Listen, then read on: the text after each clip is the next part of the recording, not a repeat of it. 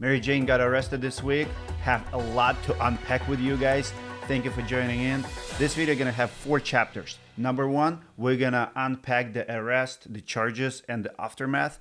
Number 2, I'm gonna share with you what her ex-accountant has to say about her. Number 3, we will talk about political accusations, that it's all political driven and all of that stuff, Seaball situation with the sheriff's election. And number 4, we're gonna finish with Meltdown of Mary Jane, her church, people who actually support her, and all of that controversy. So it's going to be a very spicy video. Let's get to it. So number 1, Mary Jane got arrested this week. Huge win for everyone, because many people did not believe that this will happen, and I'm giving you guys huge credit for all those people who commented, shared the story, went to detectives. But it's not over. This is just the beginning. We need your help. First of all, this channel does not even have 500 subs. We need 500 subscribers to unlock few other YouTube channels. This is brand new channel, and if people try to take it down, they have leverage now because it's a newer channel. So the more subs we have, the more views we have,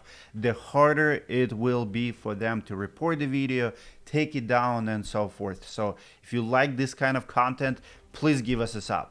Also, if you are victim of Mary Jane, we need you to come forward now. We've been talking to detectives, and if you look at her arrest and what have taken place this week, they were able to charge her on a bad checks charges. So she was arrested and immediately released on $30,000 bond. If we would have more victims, the bond would be way bigger. If you look, there was 2 bad checks because only one person came forward and share the checks. But if you look even at the first video about Mary Jane, in comments there are way more people sharing identical situation, identical story, that she paid them multiple checks and they all bounced, they all were bad. So it's not like she has disputes with people. She does not have a dispute about their work or the fact that she owes them money. She's just crook. She's a liar, manipulator, and she likes to write bad checks. Thanks goodness we have a law for that. You cannot do that stuff, because if someone writes you a bad check, it's actually on you to deposit it. That's why we sign the check on the back. When we bring those checks to the bank, if that check bounced, we pay the fees, the receiving end, and we get in trouble with our bank. And imagine what these victims have been going through. So they are owed big amounts, $50,000, $100,000, $250,000. They're thinking that they're getting paid 2, 3, 4 checks, deposited, it bounced. They probably making their payment arrangements, so they're writing checks, they paying their bills, only probably to bounce those as well. So the charges keeps getting worse and worse. So if you have been affected, we need to talk to you. I'm going to put my information below. Please come forward. Do not be afraid. Here's what Mary Jane did right after she got released. So right after she got out of the jail, 7 p.m. after her arrest, she starts sending text messages. These text messages show no remorse. I'll read just one of them. This is a crossover roofer. We have every check that has been written to you, and we have documents signed with your signature. Your Mexican lady came after Serene Flipping Remodeling and have a contract with you. I will be talking to detectives tomorrow. Also, with every check that cleared the bank, if I'm going down, everyone's going down with me. Here's my response to this message, whoever she sent it to. So obviously the person, she owes this person money. The Mexican lady she's referring to, she does not even have respect to call her by name. Her name is Rosa. Rosa borrowed money to Mary Jane, $35,000, and she's still waiting for $25,000 of that money. It was a personal loan. So Mary Jane was trying to buy a property to flip, and she did it, of course, under her second business, which is Serene Flip and Remodeling business. So she borrows money, sells the house, and of course does not pay Rosa back. So Rosa is actually the one who is behind all of this. Rosa hired a lawyer, talks to detectives, and organized. Rosa, you're awesome. First thing Rosa told me, it's like, Dmitry, She's not Christian lady. Christian people don't do that to each other, and I agree with it. So you can kind of see the disrespect when someone gives you $35,000 when you need it the most, when you're trying to make a dollar, when you're trying to flip the house because your roofing company is failing and you're trying to do the best you can, and you call the person Mexican lady. How about you pay that Mexican lady back? Now, I'll get back to the whole religion and church and all of that talk later. So if I'm going down, everybody's going down. So after the arrest and release, she does not show any sign of remorse. She's not feeling bad about the people or what she have done. She's not like, oh, they finally got me. I need to start making people whole. I need to start working it out. No, she's going after people and bullying. And that, if it's you, do not be afraid. She will try to bully you. She will try to say she will report you. I've seen a lot of remarks from her that, very negative towards Spanish community. Respect goes all the way. If you want to be respected, it starts with calling people by name. But that's number one. Number two, her accountant, who've been with her for 4 years, from 2020 to 24, wrote me this. I was Mary Jane Hedrick's crossover roofing bookkeeper from fall of 2020 to spring 2024. I know firsthand how she works. First of all, there's nothing to take. She has nothing in her name, or she didn't while I was there. Everything she has is in her mother's name. While working with her, she couldn't even sign checks or have a checking account associated with her name because loan sharks would find any account and draft it. I had to be the signer for everything. Every single day, she would knowingly make me write checks to subs and vendors without any money to back those checks. With the COVID stimulus given to companies in 2020, that's how she paid cash to have her own personal home built. Victims can come after the home built because it was pretty much stolen, and we can sell the assets and pay people back. I could go on and on about unethical practices. I was ultimately let go because she was trying to get someone to buy the business and wanted to change the books to make it look profitable, and she knew I would have no part in that. There were many weeks payroll checks would be held or wrote straight out, not withholding taxes. I reported her for 401k fraud, but she was never punished. Another misdemeanor, another charges that should be filed against her. She has no driver's license, yet drives every day. She was even involved in a minor accident where she was driving, and in order to file under the vehicle's insurance, she had her mother say she was driving instead of her. She asked other people to say they were driving, but no one would. So she ultimately got her mom to do it. Wolf in sheep's clothing is what I call her. She would literally sit and pray out loud for disasters so she could get more business. Think about it. Christian lady sitting and praying for disasters. It's no different than if you would be a lawyer who specializes DUIs or accidents, sitting and praying that people would get into accidents. So, Mary Jane, you really call yourself a Christian lady and you go into church and you think you're a good person praying for bad things happen to other people? I expressed my feelings on that subject more than once. If people only knew her true size. And she has given us all the narcissist behavior, great sense of self-importance, needing constant admiration and attention, profound lack of empathy for others. We've seen it for the past few weeks. Believes they are flawless and above reproach, leading them to blame others and deny their own wrongdoings. And we'll see it in Mary Jane's response actually last night. The belief in their own inherent superiority prevents them from admitting any mistakes. An ability to understand or care about the negative impact their actions have on others. Blaming others is way to control the narrative and maintain a sense of power in a situation. And it's exactly what Mary Jane is doing right now.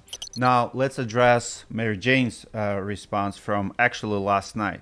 So last night, Mary Jane took it to the internet and she posted this. Please pray for me. And of course, many people from her church. And guess the name of that church?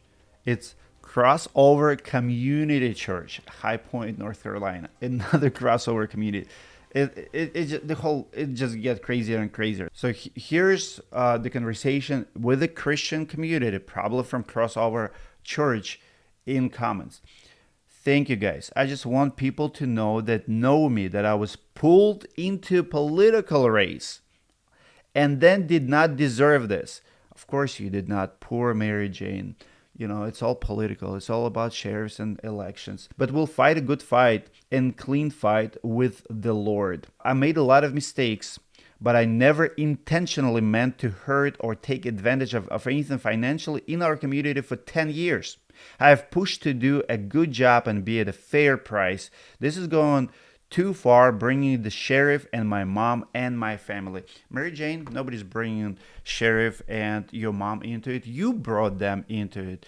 You brought your mom when you asked her to sign for your loans, to sign for your American Express card. You brought your mom when you asked her to register your new houses so you can shovel the money there. You brought your mom when you decided to commit insurance fraud, when you got in that accident and you asked your mom to lie to insurance company that she was driving it. Your poor mom does not deserve it. You owe apology to your mom. You brought your mom and your family into it. You are not a victim here. You are a very evil person who ruins the lives of her employees, your family, and everybody around you. So you're telling me that you never intentionally meant to hurt or take advantage of anything financially? So when you underbid the job, it's very easy to be generous at someone else's expense. So when you were bidding on the jobs and when your employees, like Mary, were telling you that the job is not profitable, you're gonna lose money. People were telling you. What did you tell them? Well, we have to keep the crews busy. But then you knew you don't have the money to pay the crews. So when you were getting paid $5,000 a week and when you were going on Hawaii and all these fancy vacations, were you thinking about people? You don't get to help a person at the expense of another person. If you want to help, spend your own money. Sell your property, sell your cars, and go help someone. Go underbid the job. But you don't get to do it when people pay you $200,000 for the project and you're supposed to pay $80,000 to the crew and you just forgot to pay them. You kept the money. You are a thief. You are the wolf in sheep's clothing. That's who you are. You can hide behind the church and your faith all you want. We see you for who you are. You don't get to hide under Christianity blanket here. You want us to pray for it? We'll pray that you get a jail sentence, that you get a real job and stop screwing people. You should not be in contracting business. You don't have a license. You don't have a roofing license. You're not a contractor. You don't get to spend someone else's money. You prove to be irresponsible. Contracting is not your thing. I pray that they charge you, that you will get some jail time, that you will sell your assets, and someone, maybe it's even FBI to this point, will move in, find those assets under your mom's name and other businesses, sell those assets that you stole and you purchased from people's wages, and that you simply give money back to all the people that you stole. That's my prayer today. And since that you like to bring Christianity to it, I'll do that too. I'm going to finish this video with a Bible verse.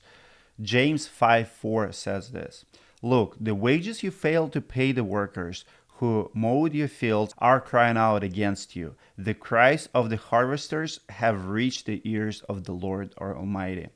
Leviticus 19:13, "Do not defraud or rob your neighbor. Do not hold back the wages of a hired worker overnight." Overnight, Mary Jane, not over years. Deuteronomy 24:14-15, "Do not take advantage of a hired worker who is poor and needy. Pay them their wages each day before sunset, because they are poor and are counting on it. Otherwise, they may cry to the Lord against you, and you will be guilty of sin." So here's what we have not seen, Mary Jane. And I'm on your side. If you come forward and you say, "I'm messed up, I need to pay people back." If we see payment plan, when I first reached out to you, I just wanted to see payment plan, intention to pay. And I guarantee you, most people will work with you because they're nice people. They're actually good Christians, unlike you. They're way nicer than you. They're better people than you. If you would come to them and say, hey, I owe you $85,000, can we settle for $45,000? I bet you they will. Give them a reasonable offer, reasonable payment plan, how we're going to get there, sell few houses, sell few assets. You will recover if you start doing the right things, right? Back in the day, before I start my first business, my boss filed bankruptcy. His wife came to me and I settled for 30% of they owe me. It was fine. If I would meet him at a Costco tomorrow, I would shake his hand. There's no problem with people understanding hard business issues. You got in trouble, you made mistake, you still have to make it right. You don't get to run away, you don't get to bully people, you don't get to call them evil. You're evil and you need to make it right. The problem with you today that nobody sees remorse. Nobody sees that you're trying to get out of it. So that's number one. And number two, the whole political thing, the sheriff and stuff. Listen, Craig Siebold, I think you might be a good guy. I can only judge you by 10 minutes, talk. But the yard sign is still there. That's why we keep talking about it, right? But it has nothing to do with Mary Jane. I hope it's not. We did not know anything about sheriff or other when we did the first video. I simply knew a few things. I've seen a public record and I heard the story of people who worked for Mary Jane who was trying to get paid. That's it. That was the story. Now the story is getting better and better and better because we see other corruptions. And Sheriff Siebold, the ball is in your court. What are you going to do? You lied to me multiple times. If you call me, if you want to talk to me, please do. I would love to talk to you and clear your name if you want to make it right. But at this point, we want to see Mary Jane behind the bars. We want her to be prosecuted. We want her assets to be sold to pay people back. And we're not going to stop until it's done. So, Craig Siebold, do the right thing.